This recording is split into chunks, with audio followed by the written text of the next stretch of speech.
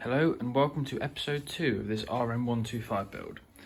So today we're going to be cleaning her off. We're going to give it a steam clean and then strip it down to the frame. That's the intention. I'm not going to bother showing you the whole strip down because you can watch thousands of videos of them if you want to watch them. But I'll sort of stop at the important bits or bits I find and I'll show you all what's happening.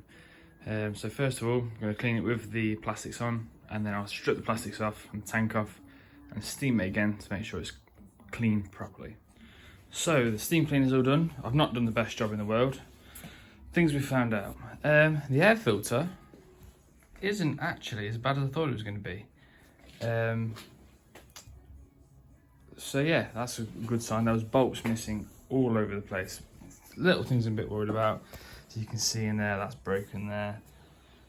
Bits of plastic are broken. The number plate bolt thread is stripped. But that's not, but helicoil will sort that out. Small cause of concern is the corrosion on the forelegs. I'm not really too sure what we're going to do with that. Maybe get them painted of some sort. I don't know if Cerakote is an option. But other than that, the things I was worried about is I was worried that the casing in here may have been cracked, because normally if your chain comes off you can crack the casing, but that looks alright. Other than that, it's not in too bad shape so far. Just various bolts missing. The tank wasn't even bolted on properly. This bolt was missing out of the tank. I've not checked the threads for that yet, but we'll do that at a later date. So next up, I think probably whip the subframe off and have a look, take the exhaust off and then drop the oil. So yeah, I'll see you in the next update video.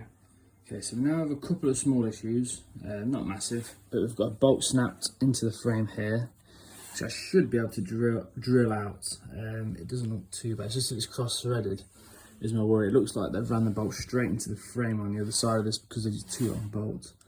I'll show you some more really. This is the biggest bummer really. The pipe has completely split. It's been ran loose, I think. The bush is worn out and it's eventually worn through the aluminium. It might be weldable. I'm gonna have a go because there's no harm in trying. But it could be a new one, which is a bit of a shame. And the seat, it's supposed to be another mounting bracket just here, but it snapped off, which isn't really good. So we could do new ones of them, but so far so good. I mean, I'm sure this bike's gonna hold lots of more secrets, but we'll find out soon. So I was wrong about the air filter. It is actually a complete state. It does look good from the top. From the bottom it's pretty vile, which they won't do in every ride really if you ride regularly. Another thing I forgot to mention earlier is if you're going to wash with no tank on, make sure you bung up the fuel feed to the carb. Just saves any unwanted water getting into there. I'll just use a screwdriver to plug it, which seems to do the trick. Nothing else too bad has been found so far. I've only took the airbox off, so it's not really a big deal. Next up, I think we're looking at a shock absorber, probably the swing arm, and I'm going to take the plug out and just have a look, see how it's been running. You can tell a lot from a plug, so I'll do that now and show you what I look at. Okay, so the plug in this is actually quite new, which I was surprised by, but looking at the tip, if you can't, it doesn't really do the best justice on this camera, but it's roughly the right colour. You want it to be a light brown, which is quite a nice colour. If it's white, it means it's getting too hot, and if it's all carboned up, it means it's running too rich. But you can sort of see there, that's a nice colour. This gap here matters as well. So majority of the time, if you buy the correct plug for the correct bike, the gap, they set the correct gap already. But on older bikes, you may have to set the electrode gap for that specific bike. So just a new update. We've got the swing arm off.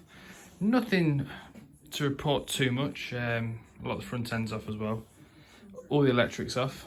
It's quite an easy bike to work on. For the electronics, there's only a kill switch, a ignition and a CDI. So ignition coil in CDI. Just a quick one on what I do. Well, it's good practice anyways. If you take something off, thread it in just a couple of threads, so then you know it's loose. It's easy. A lot of people do stuff up with their fingers and forget about it, and it falls out. The linkage bolt here is seized in.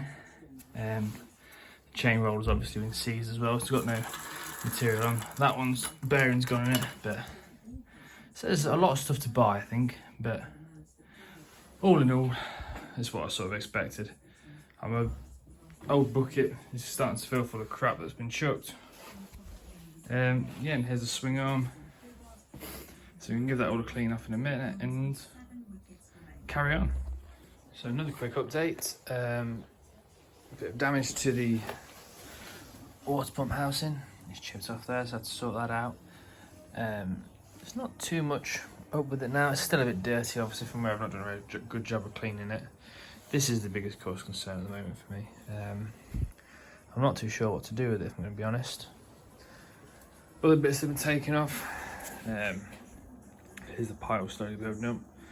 Bearings, as expected, are all a bit worn out inside. You can see that. A bit of a bent radiator. Not too bad. If we can find a cheap one, I'll probably put it on, but other than that, yeah. So next step is take the engine out, and might take the barrel off just to have a look, see if there's any damage in there, because I'm not sure if it last had a piston. So we'll go from there. So the frame is stripped. We've had a few issues, and it took a bit longer than expected. As you can see, it saws out. So the linkage bolt, this part of the linkage sits in here. But the correct bolt to use is this one here, essentially. This is out of another part of the linkage. But instead of that, they'd used a roll pin and a normal bolt. But the roll pin had seized in, and it was a pain to get out. I managed to force it out. I had started cutting it, as you can see there, but we've got it out in the end anyway. So here is the majority of the bike. Bits are everywhere, to be honest. Frame's there. Engine is down here. And the two bits that need attention, mainly attention, are there. Not sure. The biggest thing that's on my mind at the moment is forks. Not sure what to do with them at the moment. See if we can find some new outer tubes, but I doubt I will. So potentially have to find a set of second-hand forks. So yeah, next up, I mean, this episode has been a bit rubbish because I'm not very good with a camera. But next up, it was going to be fork rebuild, but I think it's going to be engine now, because I've got to mess around with forks and get the frame prepared, ready for powder coating.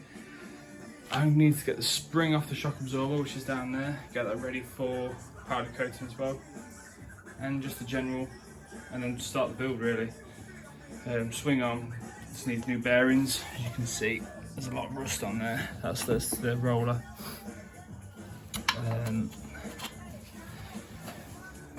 Exhaust needs clean. There's loads. I mean, the list at the moment is endless, but we'll get there.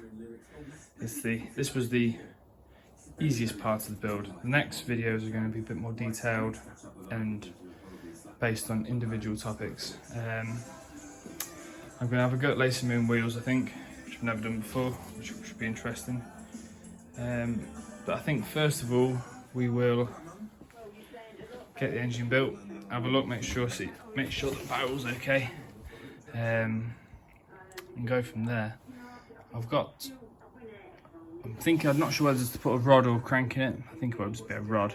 Try and make it as cheap as possible rather than spending a fortune. And see how we get on. So I will see you in the next video, and thank you for watching.